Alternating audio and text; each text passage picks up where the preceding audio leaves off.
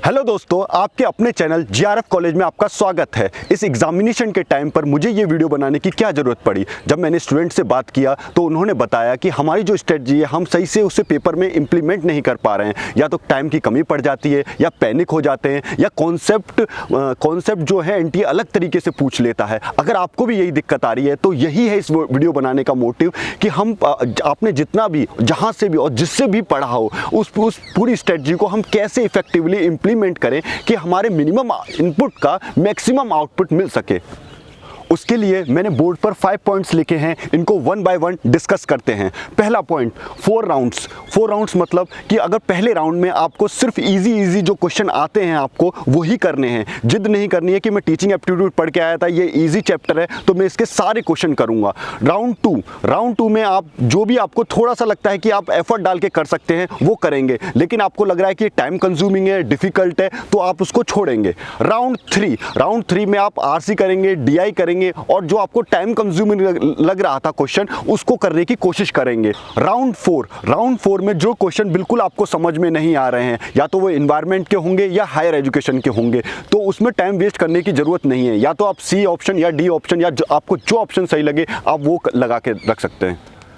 Point 2, structure of paper. Most of the time structure of paper में ये होता है कि अगर आरसी और डीआई हार्ड कर देगा तो बाकी के जो चैप्टर्स है ना वो या तो मीडियम लेवल रखेगा या लो लेवल रखेगा होगा, तो उसमें पैनिक करने की जरूरत नहीं है। वो एक पोर्शन तो आपको इजी रखेगा। दूसरा कॉन्सेप्ट जो स्ट्रक्चर ऑफ पेपर में है वो ये है कि किसी भी चैप्टर के अंदर से तीन लेवल के क्वेश्चन पूछे जा सकते हैं। या तो पहला हार्ड लेवल का होगा, दूसरा मीडियम लेवल का होगा या लो लेवल का होगा। अगर आप टीचिंग एप्टीट्यूड पढ़ के आए हैं मीडियम लेवल का और अगर हार्ड लेवल का आ गया है तो उसमें भी पैनिक करने की बिल्कुल जरूरत नहीं है।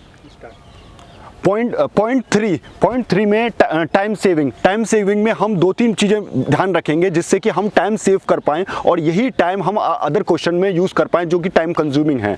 तो टाइम सेविंग में हम ये करेंगे, जैसे कि डीआई का क्वेश्चन है। डीआई के क्वेश्चन में पहले जो 2 क्वेश्चन हैं उसमें जितनी भी कैलकुलेशन करेंगे, चाहे आप मल्टीप्लाई करें, चाहे डिवाइड करें, चाहे कोई भी परसेंटेज सॉल्व करें, उसको सही से लिखेंगे ताकि वो अगले जो 3 क्वेश्चन है ना उसमें यूज़ होंगी, तभी आपका टाइम बच पाएगा। नहीं तो फिर आपको वही कैलकुलेशन दोबारा करनी पड़ेगी। इसलिए जो भी दो क्वेश्चन जो स्टार्टिंग के हैं उसमें जितनी भी कैलकुलेशन है उन्हें साफ रखें।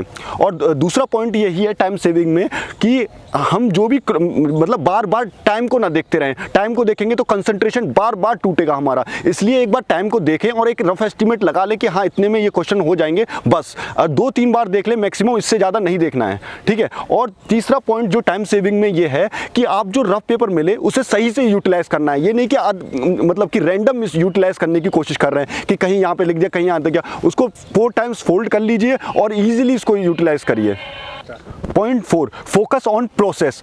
मुझे पता है कि इस एग्जाम जिस एग्जाम को हम दे रहे हैं उस एग्जाम में जो एज होती है ना उस टाइम पे बहुत सारी प्रॉब्लम्स होती हैं, लेकिन उस प्रॉब्लम से ना ही एनटीए को कोई परेशानी है, ना ही किसी और को आपको परेशानी है। आपको अगर आप सही से इंप्लीमेंट करेंगे प्रोसेस को, सही से इंप्लीमेंट करेंगे अपने एफर्ट्स को, तो उससे ही आउटपुट निकलने वाला है, ना कि पैनिक करने से निकलने वाला है। तो इसमें मैंने एक अच्छा रूल बनाया है कि जो आपके वेरिएबल आप कंट्रोल कर सकते हैं उन्हें आप कंट्रोल करिए, और जिन्हें वेरिएबल को आप कंट्रोल नहीं कर सकते हैं उसे ऊपर वाले के हाथ में छोड़िए। जैसे कि एग्जाम टाइम पर जाना, ये आप कंट्रोल कर सकते हैं, आप एग्जाम टाइम पर जाइए। अगर आपका रिजल्ट क्या होगा ये आप कंट्रोल नहीं कर सकते, तो इसे ऊपर वाले के हाथ में छोड़िए। अगर आपका सिस्टम खराब हो गया तो ये आपके हाथ में नहीं था, लेकिन पैनिक नहीं करना है, ये आपके हाथ में था। तो उस वेरिएबल को हम कंट्रोल करने की कोशिश करेंगे कि हम पैनिक नहीं करेंगे, ठीक है।